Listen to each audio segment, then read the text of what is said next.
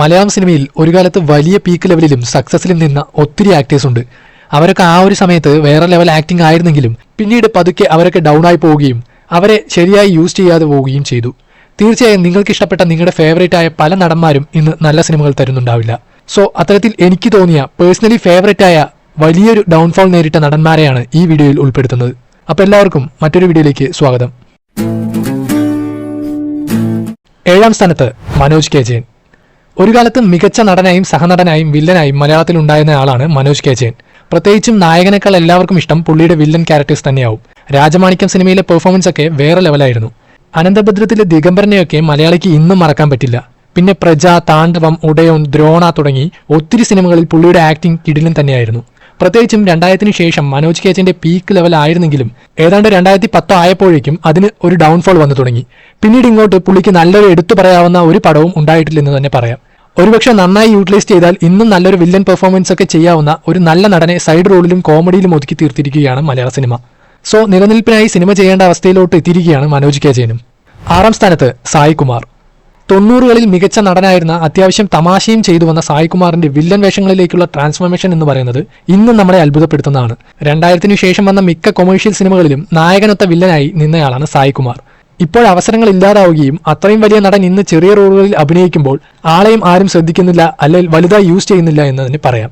So പുതിയ വില്ലന്മാരുടെ വരവോടുകൂടി സായ് കുമാറും ഔട്ട്ഡേറ്റഡ് ആയി മാറിയതായി തോന്നി. കുഞ്ഞിക്കൂനൻ സിനിമയിലെ വാസു എന്ന ക്യാരക്ടർ ഇന്ന് ഒരുപാട് ട്രോളുകൾ ഏറ്റുവാങ്ങുന്നുണ്ടെങ്കിലും അക്കാലത്തെ കിടിലം പെർഫോമൻസ് തന്നെയായിരുന്നു അത്. നരസിംഹം, താണ്ഡവം, ചതുരംഗം തുടങ്ങിയ മോഹൻലാൽ സിനിമകളിലും വല്യേട്ടൻ, നേരറിയാൻ CBI തുടങ്ങിയ മമ്മൂട്ടി സിനിമകളിലും ഉൾപ്പെടെയുള്ള സായ് കുമാറിന്റെ നെഗറ്റീവ് ഷെയ്ഡ് ക്യാരക്ടേഴ്സിന് ഇന്നും വലിയ ഫാൻ ബേസ് ഉണ്ട്. നല്ല അവസരങ്ങൾ ലഭിക്കാതെ വന്നപ്പോൾ പിന്മാറി നിൽക്കുന്നയാളാണ് സായ് കുമാറും. അടുത്തിടെ വന്ന ഭരതനാട്യം എന്ന സിനിമയിലെ പെർഫോമൻസ് മതി സായ് കുമാർ എന്ന ആക്ടറിനെ ഇന്നത്തെ ജനറേഷൻ മനസ്സിലാക്കാൻ. അത്രമാത്രം നന്നായിരുന്നു അത്. 5ാം സ്ഥാനത്ത് നരേൻ. ക്ലാസ്മേറ്റ്സ് എന്ന ഒരൊറ്റ സിനിമ മതി മലയാളിക്ക് നരേൻ എന്ന ആക്ടറിനെ മനസ്സിലാക്കാൻ. മലയാളത്തിൽ ഒത്തിരി നല്ല സിനിമകൾ ചെയ്തിട്ടുണ്ടെങ്കിലും തമിഴ് സിനിമ ഇൻഡസ്ട്രിയാണ് ശരിക്കും നരേനെ നന്നായി ഉപയോഗിച്ചിട്ടുണ്ടെന്ന് പറയാം.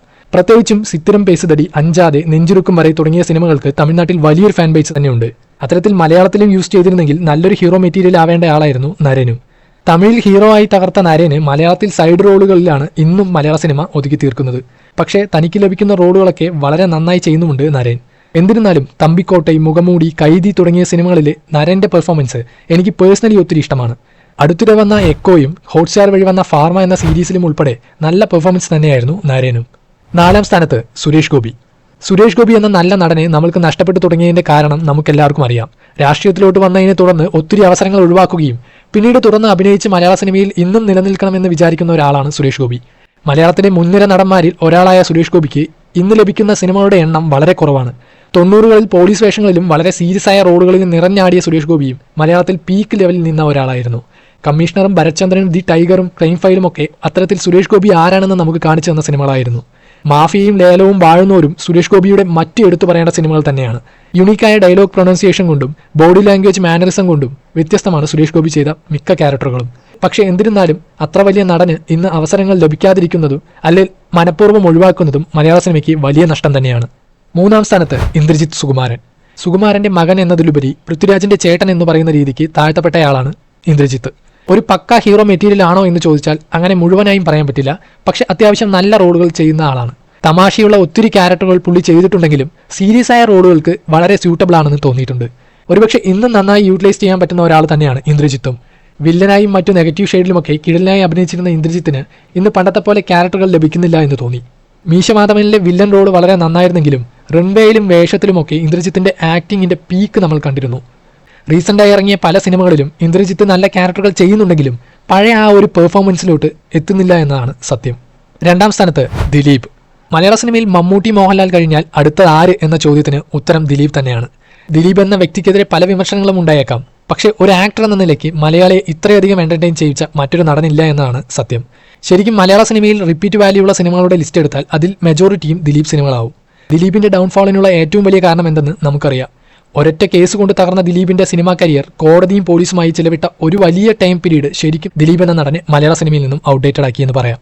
മലയാള സിനിമയിലെ കോമഡി സിനിമകളിലും സീരിയസ് ആയ റോളുകളിലും നിറഞ്ഞു നിന്ന സമയമുണ്ടായിരുന്നു ജനപ്രിയ നായകൻ ദിലീപിന്. കല്യാണരാമനും, CID മൂസയും, പാണ്ടിപ്പടയും, വെട്ടവുമൊക്കെ കാണാത്ത മലയാളികൾ ചുരുക്കമാണ്. കോമഡിയിലൂടെ സീരിയസ് ആയ റോളുകൾ വളരെ പെർഫെക്റ്റായി കൈകാര്യം ചെയ്യാൻ മലയാളത്തിൽ ദിലീപിന് മാത്രമേ കഴിയുകയുള്ളൂ. ഒരുപക്ഷെ ഇന്ന് പല പുതിയ നടന്മാരും വളർന്നു വന്ന് നിൽക്കുന്നത് ദിലീപിന്റെ അഭാവത്തിലാണെന്ന് തന്നെ പറയാം. സോ മലയാള സിനിമയ്ക്ക് അത്രമാത്രം ഇമ്പോർട്ടൻ്റ് ആയ ഒരു ആക്ടർ എന്ന നിലയ്ക്ക് ദിലീപ് ഇന്ന് നേരിടുന്ന വെല്ലുവിളികൾ വളരെ വലുതാണ്. അവസാനം വന്ന ബബ്ബയ്ക്കും അങ്ങനെ ഒത്തിരി പ്രശ്നങ്ങൾ നേരിടേണ്ടി വന്നത് നമ്മൾ കണ്ടതാണ്. പക്ഷേ ഉറപ്പായും ഇതെല്ലാം മാറി മറിയും. തീർച്ചയായും വരും വർഷങ്ങളിൽ ദിലീപ് എന്ന ആക്ടറിനെ നമുക്ക് തിരിച്ചു ലഭിക്കുമെന്ന് പ്രതീക്ഷിക്കാം. 1-ാം സ്ഥാനത്ത് ജയറാം. മലയാളത്തിലുള്ളതിൽ വെച്ച് നല്ലതെന്ന് പറയാവുന്ന മിക്ക ഫാമിലി ഡ്രാമകളിലും നിറഞ്ഞു നിന്ന ആളാണ് ജയറാം. ഒരു സീനിയർ ആക്ടർ എന്ന നിലയ്ക്ക് ഒരു കാലത്ത് പീക്കിൽ നിന്ന മനുഷ്യനെ ഇന്ന് പലരും ചെറിയ റോളുകൾ കൊടുത്ത് ഒതുക്കുന്നതായി തോന്നി. 90കളിലെ ജയറാമിനെ നമ്മളെല്ലാവരും നന്നായി മിസ് ചെയ്യുന്നുണ്ടെന്നറിയാം. എങ്കിലും 2000-ന് ശേഷവും ഒത്തിരി നല്ല സിനിമകൾ തന്ന അയാൾക്ക് ഇന്ന് എന്ത് സംഭവിച്ചു എന്നറിയില്ല. പുതിയ പല സിനിമകളിലും സൈഡ് റോളുകളിലും മറ്റുമായി ഒതുങ്ങിപ്പോയിരിക്കുകയാണ്. മലയാളത്തിനു പുറമെ തമിഴ്, തെലുങ്ക്, കന്നഡ, ഹിന്ദി തുടങ്ങി ഒത്തിരി ഇൻഡസ്ട്രികളിലും ജയറാമിന് ഇന്ന് അവസരങ്ങൾ ലഭിക്കുന്നുണ്ടെങ്കിലും പറയത്തക്ക വിധം വലുതായിട്ടൊന്നും ഇല്ല എന്നതാണ് സത്യം. പ്രത്യേകിച്ചും പുതുതായി ഇറങ്ങിയ പല സിനിമകളിലും കോമഡിയനായിട്ടാണ് പുള്ളിയെ യൂസ് ചെയ്തിരിക്കുന്നത്. മലയാളത്തിൽ ജയറാം നായകനായി വന്നതിൽ റീസെൻ്റായി ശ്രദ്ധിക്കപ്പെട്ട ഒരു സിനിമയായിരുന്നു ഓസ്ലർ എന്ന സിനിമ. വരും വർഷങ്ങളിൽ ജയറാമും നല്ല സിനിമകൾ ചെയ്യുമെന്ന് കരുതുന്നു.